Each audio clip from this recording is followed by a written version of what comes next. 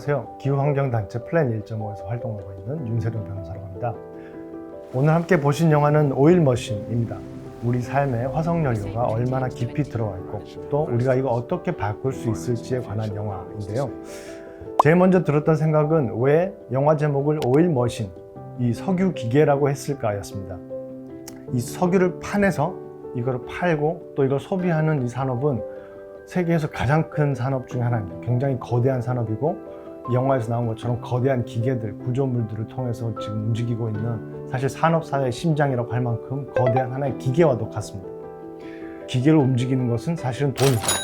석유를 파내서 팔고 또 이걸 소비하는 게 경제적으로 말이 되고 돈을 벌 수 있기 때문에 이때까지도 이 산업이 계속해서 성장하고 있고 멈추지 않은 상황이고요.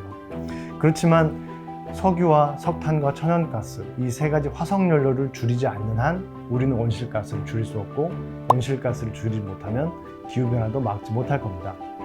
그래서 이 영화 오일머신, 이 그리는 이 거대한 석유라는 기계, 석유 산업이라는 기계를 어떻게 멈출 것인가에 대한 생각을 하게 되는 영화였습니다.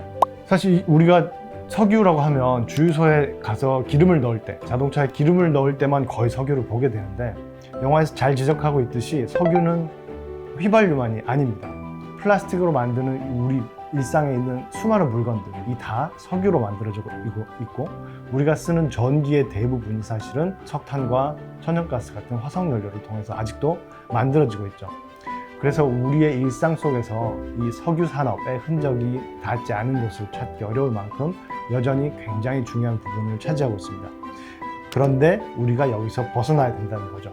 이 영화에서 보여주는 그 수많은 물건들 없이 우리가 살아갈 수 있을까? 그럼 대안이 무엇일까에 대한 고민을 해야 되는 시점이다라는 것이 중요한 메시지 중에 하나일 것입니다.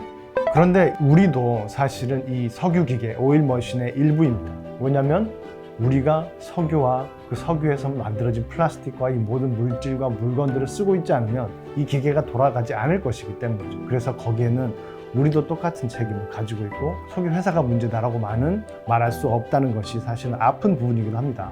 환경운동에서는 일회용품 줄이기, 플라스틱 줄이기 캠페인을 오랫동안 해오고 지금도 열심히 하고 있죠. 그런데 예를 들면 비닐봉지를 우리가 안 쓰고 일회용 플라스틱 컵만을 안 쓰는 것으로 기후변화를 막을 수는 없을 겁니다. 그 일회용품과 관련된 온실가스 배출은 전체 온실가스에 비하면 아주 극히 일부분에 지나지 않기 때문이죠. 그렇지만 저는 여전히 이런 캠페인이 중요하다고 생각합니다. 왜냐하면 이건 분명히 지금 우리가 바꿀 수 있는 것들이기 때문입니다. 우리가 아직도 이렇게 일회용품을 많이 쓰고 플라스틱을 많이 쓰고 있는 것은 일단 값이 싸니까, 그리고 이걸 못 쓰게 하고 있지 않으니까, 그리고 편리하니까, 그걸로 포장하면 예쁘니까, 이런 다양한 이유들로 우리는 막대한 양의 플라스틱을 쓰고 있습니다. 그런데 이렇게 하지 않아도 우리 일상에는 큰 지장은 없을 겁니다. 이건 어떻게 보면 사치인 거죠. 좀 더 편리하게, 좀 더 예쁘고 멋지게 쓰려고 하는 거기 때문에 지금 우리가 기후변화, 온실가스, 석유에 대한 의존도를 줄여야 된다는 큰 과제 앞에서 이런 조그마한 어떤 즐거움과 사치들은 사실은 없어져야 되는 걸 수도 있습니다. 그래서 일회용품 캠페인을 통해서 우리가 시험하고 있는 거는 우리가 과연 석유 없이 살 수 있는가에 대한 첫 번째 시험, 가장 쉬운 시험을 치르고 있는 것이라고도 생각을 합니다. 만약에 이것도 바꾸지 못한다면 더 큰, 더 중요한 변화들은 더욱 어려울 수도 있는 거죠. 그러면 어떻게 이걸 바꿀 수 있을까? 이 오일머신이라는 기계를 움직이는 건 돈이라고 말씀을 드렸습니다. 그래서 결국은 이 기계가 움직이는 이 매뉴얼대로 이 매뉴얼을 바꾸는 게 가장 중요하겠죠. 온실가스가 배출되면 기후변화가 야기되고 기후변화는 엄청난 피해를 가져올 텐데 이런 피해들, 여기서 오는 손해는 지금 우리가 쓰는 석유의 가격에 포함되지 않습니다. 그래서 플라스틱이 싸고, 그래서 석유가 아직도 여전히 싸고, 그래서 소비량은 줄어들지 않고 생산도 계속되고 있는 거죠. 우리가 3,000원짜리 음료수를 사면 플라스틱 컵은 사실 공짜로 받습니다. 근데 이 컵이 만약에 500원이라면 어떨까요? 3,500원이 된다 그러면 생각이 좀 달라지겠죠. 3,000원짜리 음료수에 플라스틱 컵이 1,000원이라 그러면 그 돈을 내고 플라스틱 컵 주세요라고 하는 사람들은 상당히 줄어들 겁니다. 집에서 나올 때 물통을 챙겨오는 사람들도 훨씬 많아지겠죠.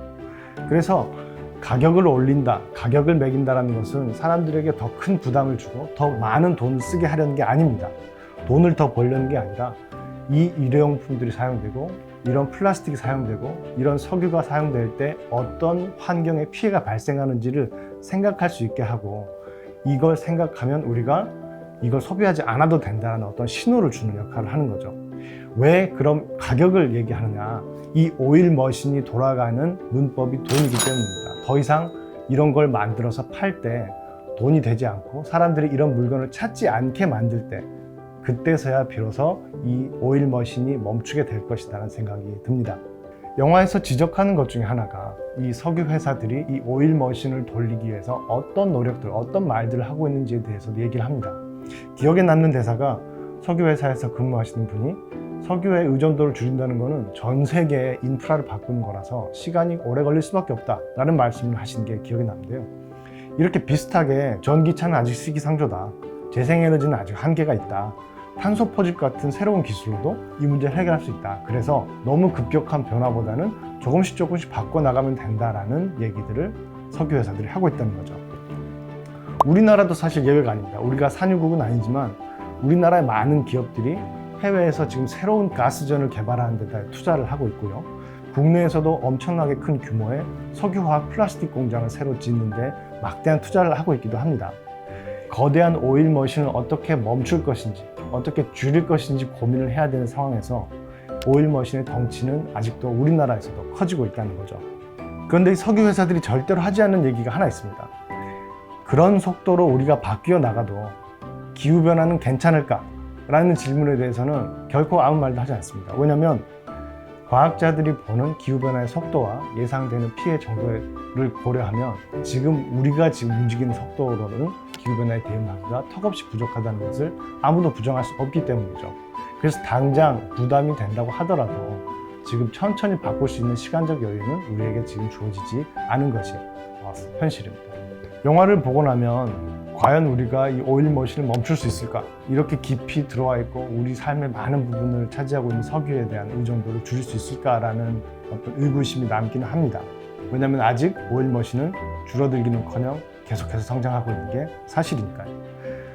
그렇지만 저는 그럴 때 항상 코로나로 힘들었던 지난 몇 년간을 한번 생각해 봅니다. 하루아침에 엄청난 변화가 있었죠. 몇 년 동안 사실 학교도 제대로 가지 않았고 화상으로 수업을 들었고 명절에 가족들과도 잘 만나지 않았고요. 밖에 나갈 때 늘 마스크를 썼었습니다. 이런 엄청난 일상의 변화가 순식간에 일어났었는데 그걸 우리는 다 받아들였습니다. 왜 그걸 받아들였을까? 평소라면 상상도 할 수 없는 변화였는데 그게 결국은 이렇게 하지 않으면 우리 가족, 내 친구들의 생명과 건강이 위험할 수도 있다. 실제로 그게 아프고 다치고 죽을 수도 있는 일이라고 생각했기 때문에 받아들일 수 있었다는 생각이 듭니다. 그런데 기후변화도 전혀 다르지 않습니다. 지금 상태로, 지금 속도로 기후변화가 일어났을 때 일어날 수 있는 식량 대란, 자연재해, 난민, 국제분쟁 이런 것들은 정말 우리와 우리 이웃들의 건강과 생명의 문제가 될 겁니다. 그리고 그 전체 피해는 코로나로 인한 피해보다 훨씬 더 클 수도 있죠. 그런데 왜 우린 여기에 대해서는 비슷한 방식으로 행동하지 않는가? 아직 기후변화가 멀리 있고 이게 나의 문제, 내 가족의 문제라는 인식이 부족해서는 아닌가? 그 생각을 가지고 있다면, 그리고 우리가 코로나 때 보여준 이 행동력을 생각한다면 지금 요원해 보이는 석유 의존도를 줄이는 일이 결코 불가능하지 않을 것이라는 생각도 해봅니다.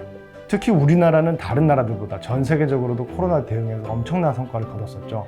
많은 불편을 겪었지만 덕분에 환자 수에 비해서 돌아가신 분의 숫자는 손에 꼽힐 만큼 적었습니다. 그만큼 내 이웃과 내 가족과 내 친구들을 아끼고 배려할 수 있는 어떤 공동체의 마음은 다른 나라보다 훨씬 강하다는 생각도 들어요. 이런 마음으로 우리가 기후변화를 대한다면 이 오일 머신 멈출 수 있지 않을까 생각합니다.